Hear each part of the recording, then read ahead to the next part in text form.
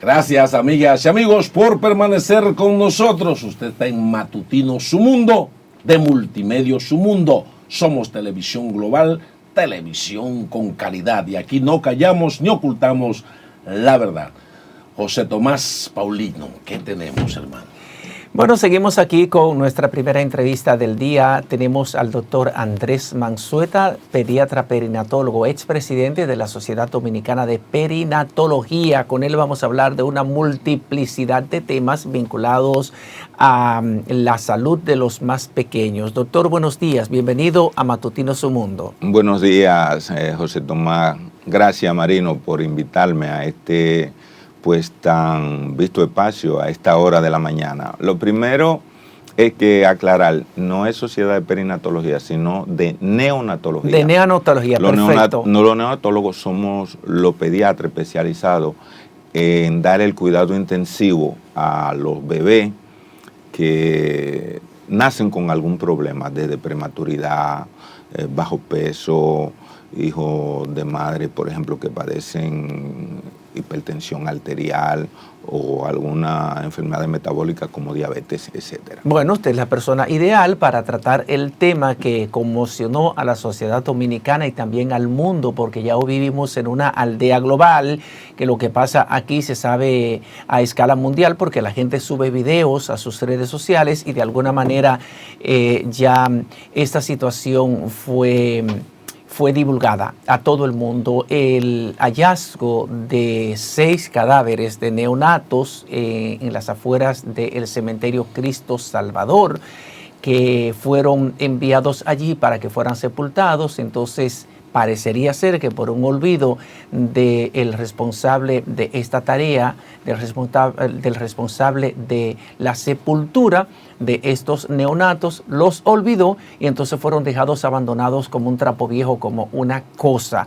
¿Por qué pasan estas situaciones, doctor? Hablamos de que no hay un protocolo establecido cuando, por ejemplo, algunos cadáveres de neonatos son abandonados en los hospitales por la madre que los dio a luz. Entonces, ¿qué está fallando aquí? Hay algo que está fallando, que no puede haber una respuesta integral que termine con la sepultura de estos cadáveres. Bueno, mira, el problema es complejo. Te voy a poner algo que la gente no puede perder de vista. El Ministerio de Salud es el rector del sistema de salud y eso lo obliga a tener lo que serían los dispositivos, entiéndase, por ejemplo, protocolos de actuación que se cumplen en los establecimientos del Servicio Nacional de Salud, pero también a nivel privado, es decir, porque el rector es de todo el sistema.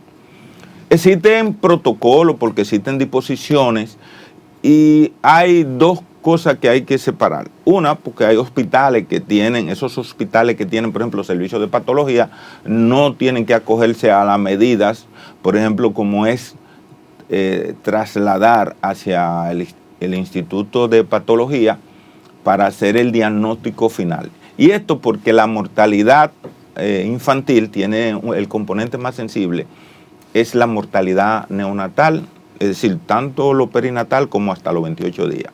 ¿Por qué? Porque es el renglón donde hay, vamos a decir, el mayor número de muertes.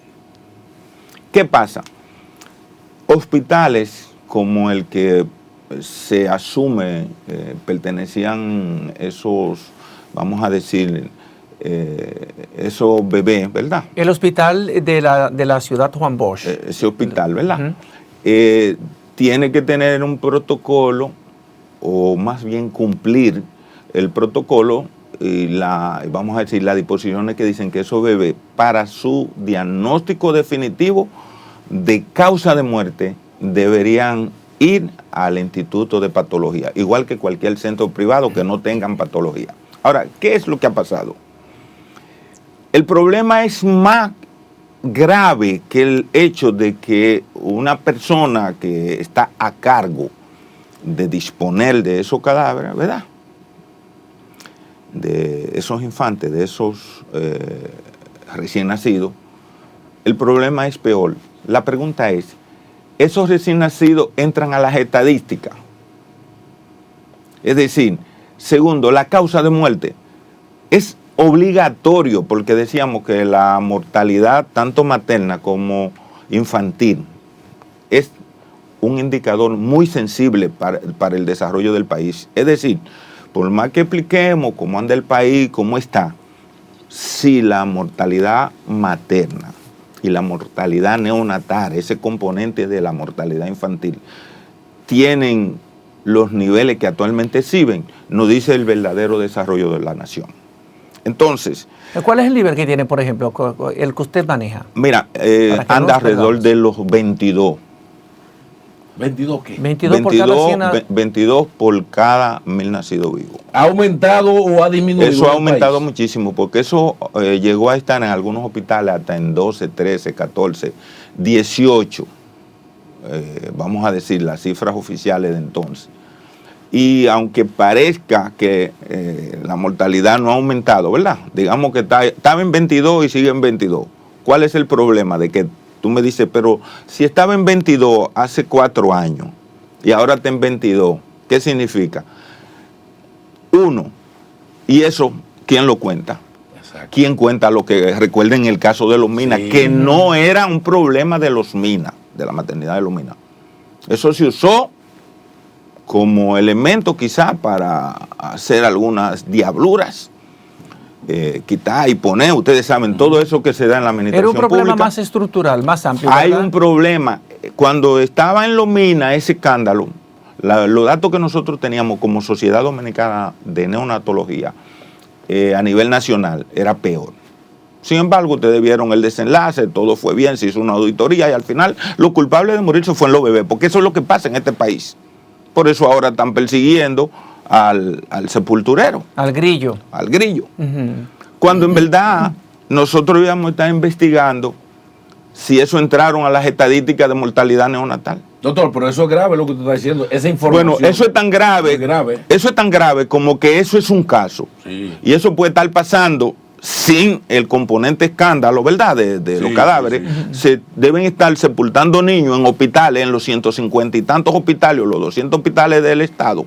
Y desconocemos esas estadísticas. Y entonces nada más presentamos las estadísticas de las 7 maternidades. Oh, ¿y a quién le conviene eso, doctor? Que no entren esos neonatos muertos a las estadísticas. A quienes mienten al país diciéndole que la salud está mejor cuando no lo está. Ay, sí, lo digo. Porque tú decir que la mortalidad está en 20 y tiene 400 que nadie sabe de qué fallecieron. No existen. No, ni fíjense que el caso es tan grave que hay de esos bebés, no se sabe quién era la madre. No se sabe. Pues la mayoría son ciudadanas haitianas. Pero ¿cómo tú lo sabes? Suponemos. Tú estás haciendo una suposición. Sí, tú tendrías que decirme que la ciudadana haitiana Adele Matusá, por ejemplo. Y tú no me puedes decir eso. Entonces, en ocultar la estadística, tenemos una especialidad en este gobierno. Sí. Y esa situación de salud no es única. Usted tiene el caso del dengue.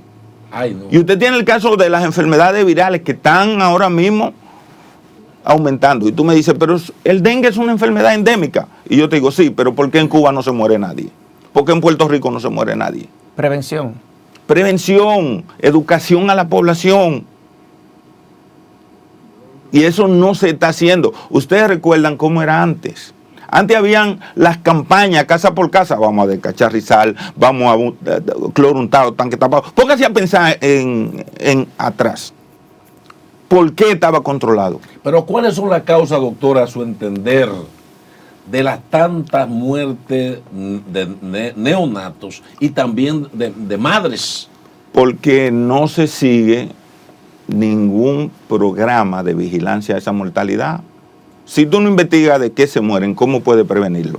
Pero, por ejemplo, doctor, mire, a mí me llamó la atención que en Bolivia, que tiene una población amplísima de indígenas en los montes, que por cultura las mujeres no aceptan irse a chequear a los médicos. Cuando entró Evo Morales, hicieron una campaña en plena selva, motivaron a esas mujeres y comenzó una estrategia de alimentarlas todo el proceso de embarazo para que tengan un buen fin. ¿Aquí hay algún programa de alimentar a las mujeres que aquí, como se llevan los programas de cuidado al embarazo, son inefectivos.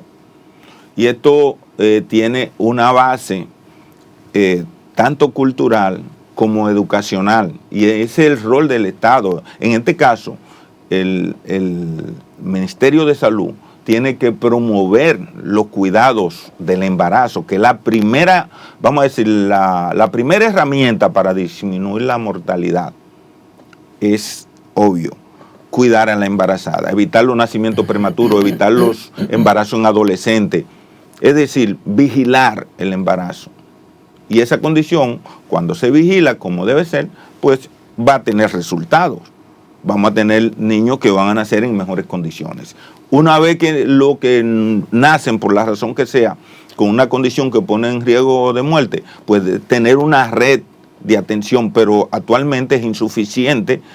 No se destinan ni los recursos a esto, vamos a decir, a este ámbito de la salud, al componente neonatal, y todo queda en poner equipos.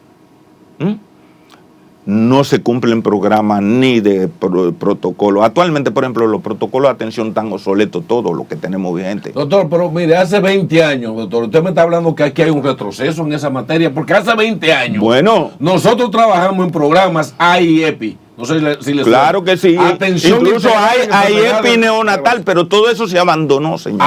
Entonces se abandonaron. Oye, ¿qué es lo que pasa? Marino, se abandonó todo lo que es los programas de protección, de cuidado, de mejora, de continua, de calidad, de humanización de los servicios. Todo eso se abandonó. Y así no se puede. Por eso no da pie con bola. Este gobierno no da pie con bola en materia de salud. O sea, no tiene cómo continuar, no ha dado continuidad. Pero eso va todo dentro de la misma incapacidad de gobernar. Y te puedo llevar a otros aspectos. Tú ves lo que está pasando con la frontera, el circo que se ha montado. Un día dicen que van a cerrar la frontera, otro día dicen que la van a flexibilizar. Ayer creo que fue, o antes de ayer, vienen con otra medida. Y tú dices, ¿qué es lo que vamos a hacer? Con algo que no es tan complejo. Pero cuando se sabe lo que hay que hacer. Cuando se sabe lo que hay que hacer.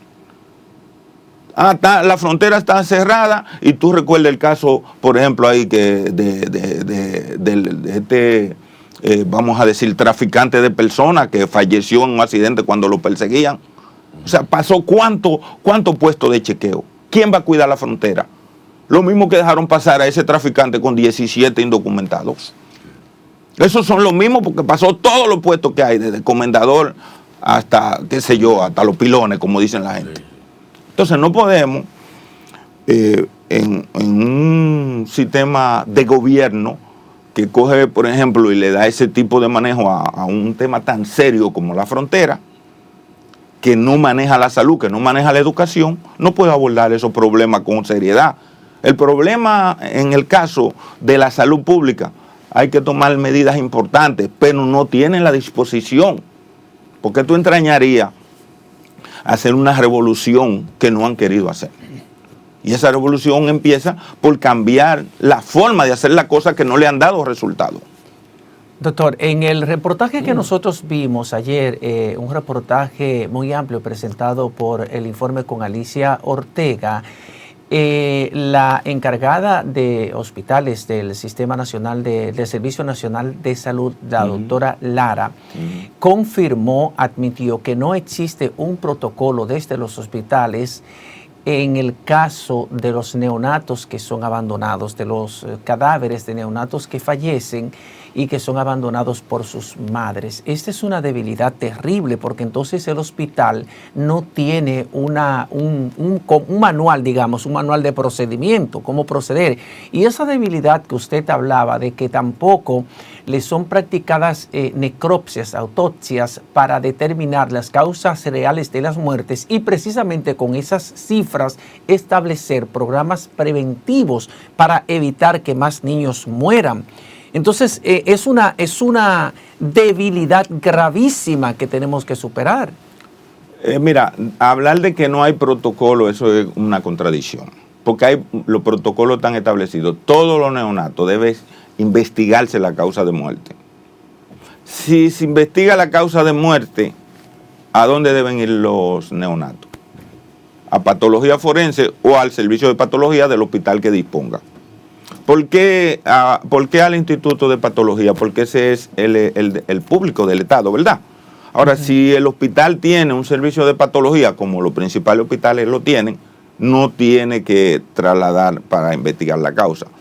Entonces, en el momento que hay que investigar la causa de muerte, ya hay un protocolo, porque dice que debe investigarse la causa de muerte. Y eso nada más se puede hacer con un estudio de anatomía patológica, es decir, con una necropsia. Entonces lo que hay es inobservancia, doctor. Lo que hay es inobservancia de ese protocolo, pero eso es a nivel nacional, nada más no es en ese hospital. Ahora, yo te decía que el problema no es falta de protocolo, es falta de supervisión en quien haga cumplir los protocolos.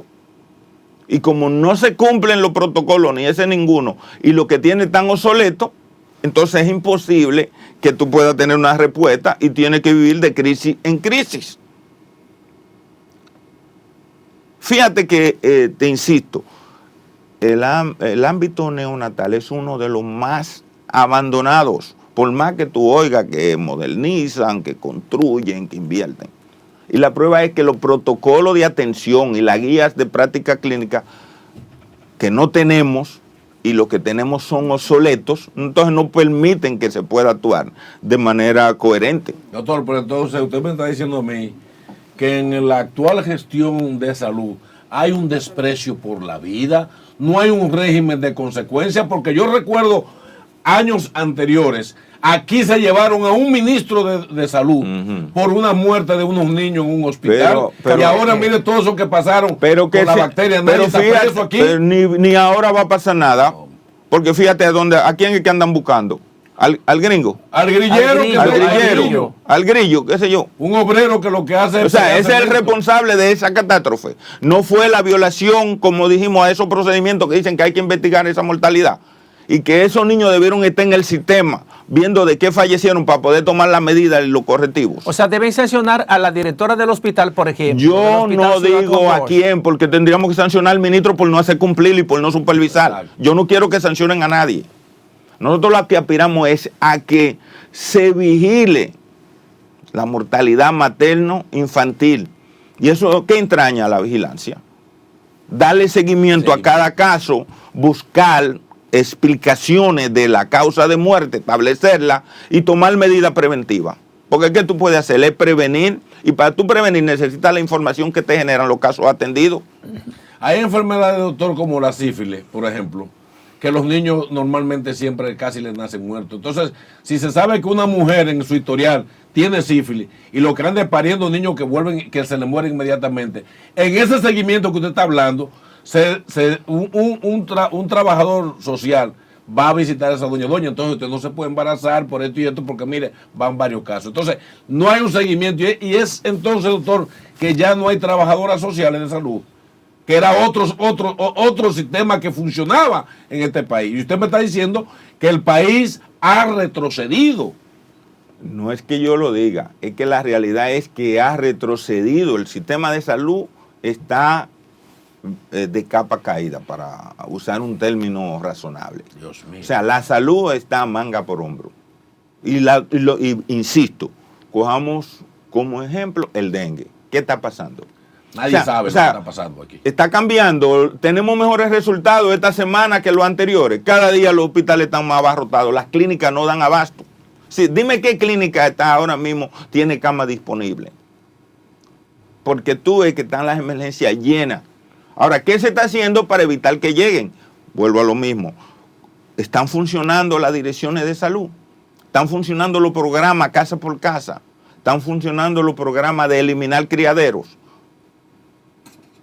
O sea, yo fumigo, sí, ¿eso es la única medida? No, o sea, hay un conjunto de medidas que se montan de manera sistematizada que van a garantizar que usted disminuya la población, ¿verdad?, de mosquitos, de Aedes, y eso permite entonces que baje la cantidad de infectados y de personas que transmiten la enfermedad. Pero lo mismo, insisto, en todas las áreas de salud, esa no es la única, estas son lo que nosotros le llamamos el iceberg, la punta, pero el sistema en cuanto a lo que es vigilancia a cuanto a lo que es promoción y prevención de las enfermedades, ¿verdad? Se promueve la salud y se previenen las enfermedades. Doctor, pues entonces aquí se está engañando al pueblo con las estadísticas. Aquí no sabemos cuántos Bueno, murieron por la si por- tú me por dices, nada. si tú me dices en qué boletín aparecieron con su causa de fallecimiento esos 100 recién nacidos,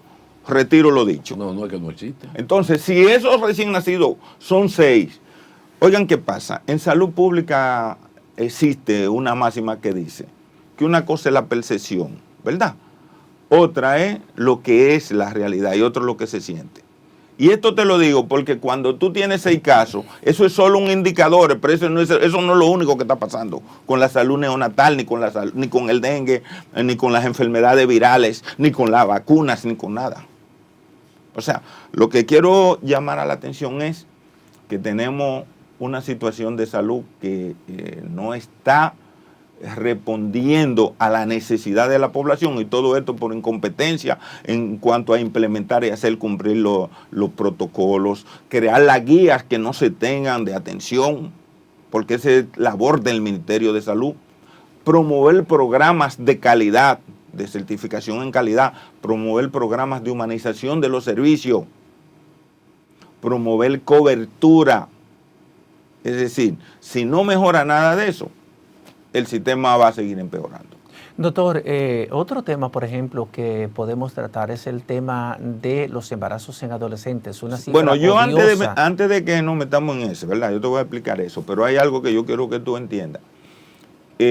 Nosotros tenemos que aprovechar esta oportunidad para resaltar otra cosa. Por ejemplo, el Partido Fuerza del Pueblo, del que yo soy vocero, está celebrando con éxito, y lo vimos esta semana, las asambleas. Saben que hay 3 formas, ¿verdad?, de escoger los candidatos, ya sea por encuesta, ¿verdad?, ya sea por asamblea o por primarias. O por primarias. Como ustedes ven, eso aplica en distintos territorios y por eso no es un método único. Lo que queremos destacar es el éxito alcanzado en esto y cómo un partido organizado ha ido desarrollando todos estos elementos. Y aparte de que tenemos ese desarrollo, ese buen desempeño, pues invitar a la persona a que estén atentos para que vean por qué decimos que la Fuerza del Pueblo es el partido en crecimiento, es el que está asegurando a la población. Y la prueba también es qué pasa con otros partidos. Y vimos cómo se juramentó el fin de semana importantes dirigentes, por ejemplo, en la Fuerza del Pueblo. Dirigentes importantísimos del PRM, por ejemplo. Y eso, tú me vas a decir que eso va y viene. Lo que yo quiero destacar es cómo 2 partidos que se supone uno tiene todo garantizado y el otro, que es la Fuerza del Pueblo, que emerge y que no tiene fuerza, como dicen ellos, que no le hace frente, cómo la Fuerza del Pueblo está demostrando el dominio que tiene del escenario político. Se nos ha acabado el tiempo, pero quiero que no nos vayamos sin que me hable de por qué en la República Dominicana no hemos podido revertir las elevadas cifras de embarazos en adolescentes, pese a los miles de millones de pesos que gastamos en salud, y encabezamos este ranking a escala regional, la mayor cantidad de adolescentes embarazadas en la República Dominicana, con todos los perjuicios que eso causa, no solamente la elevada inversión en materia de salud, sino también que gran parte, muchos de esos niños nacen con situaciones, afecciones a la salud, y muchos mueren. Si tú dices que gastamos en salud, yo te diría que en salud hay un déficit histórico de presupuesto, porque nosotros apenas rondamos el 2, vamos a decir, por ciento del Producto Interno Bruto. Y debería ser el 5, ¿verdad? De acuerdo a un programa que debió estarse dando cumplimiento, nosotros deberíamos estar actualmente en un 4. Y llegar al promedio de la región, que es un 6. Es decir, que en el 2030 deberíamos estar en 6, pero si todavía estamos con un presupuesto que se gasta mucho de todo, pero no en salud. Entonces no hay forma. Lo otro es que a partir de ahí, de que no tenemos un presupuesto de salud que sea coherente con la necesidad de la población y que se pueda hacer una inversión en salud correcta, entonces entra lo que es lo que te decía, la falta de programas de prevención. Recuerda la parte que hablamos de que el embarazo hay que prevenirlo en adolescentes. Sí. ¿Y eso con qué se promueve? Con educación. Lo que pasa es que tenemos, por ejemplo, un gobierno que gasta una cantidad enorme en promocionarse él, pero no gasta nada en promoción de la salud. Si la fuerza del pueblo ya finalmente despídase diciéndole a la gente, ¿qué haría la fuerza del pueblo de ser el próximo presidente Leonel Fernández frente a este tema que hemos hablado hoy? Bueno, lo primero que quiero avanzarte es que la fuerza del pueblo ya tiene su programa de salud y que va a abordar todos estos problemas con el carácter científico y con los criterios técnicos que requieren, donde se va a promover la salud, se va a prevenir las enfermedades y además se van a hacer las inversiones. Tenemos un plan, por ejemplo, para abordar la atención primaria, construir los centros de primer nivel que se necesitan, dotarlo del personal y de los recursos, porque recuerden, si ahí abajo no se invierte, ¿y por qué no se invierte en atención primaria? ¿No se hacen ustedes esa pregunta? Porque ahí no se compran miles de millones en equipos que ustedes saben a dónde terminan. Porque aquí es más inversión en qué, en promoción, en educación, señores. En lo que tú decías, en llevarle alimentos. ¿Qué te parece a ti si, por ejemplo, como nosotros le proponemos, esas embarazadas, una vez se ha diagnosticado el embarazo, pasan a ser de interés público? ¿Te gustaría? No importa dónde se diagnosticó una embarazada, simplemente en esa comunidad, en ese barrio, en esa casa, esa embarazada pasa a ser de interés público. Señores, tenemos herramientas, con esto se puede seguir el embarazo de esa señora. Si no fue a chequeo, se puede saber al otro día. Y si no fue, hay que ir a ver por qué. Y no fue, ¿por qué no pudo ir? Porque no tenía dinero para el pasaje. Pues miren, nosotros tenemos un transporte que va y la busca. Porque estamos hablando al fin de buscarla alrededor de esa UNAD donde ella reside. Sí, sí. Y yo puedo saber que esas 50 embarazadas, yo puedo hacer un plan para transportarla. Claro. Estoy hablando de que si le falta la vitamina, de hacerle los análisis. ¿Por qué yo tengo que esperar a que el esposo tenga un dinero que no tiene, con el costo de la vida, con que este gobierno ha llevado a la población que no le deja ni para comer, con qué va a ir al hospital a chequearse? O sea, estamos hablando de la realidad de este nivel de atención.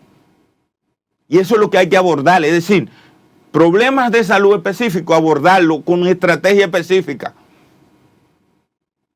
Ahí es que nosotros decimos que tenemos los conocimientos, la preparación y un plan para ejecutarlo. Queda abierta la oportunidad para que nos encontremos próximamente con el doctor Andrés Manzueta, pediatra perinatólogo, expresidente de la Sociedad Dominicana de Neonatología, con quien hemos conversado temas importantes asociados a la salud y sobre todo a la salud de los más pequeños, a los neonatos y el tema de las embarazadas adolescentes en la República Dominicana. Nos desconectamos por solo segundos, en cuestión de poco tiempo estaremos de regreso con una próxima entrevista aquí en su matutino Su Mundo. Quédese con nosotros. Yo cátedra el hombre sí, sabe lo que está hablando. Muy bien, sabe bastante. Una pela le dio al gobierno dominicano. Su Mundo TV.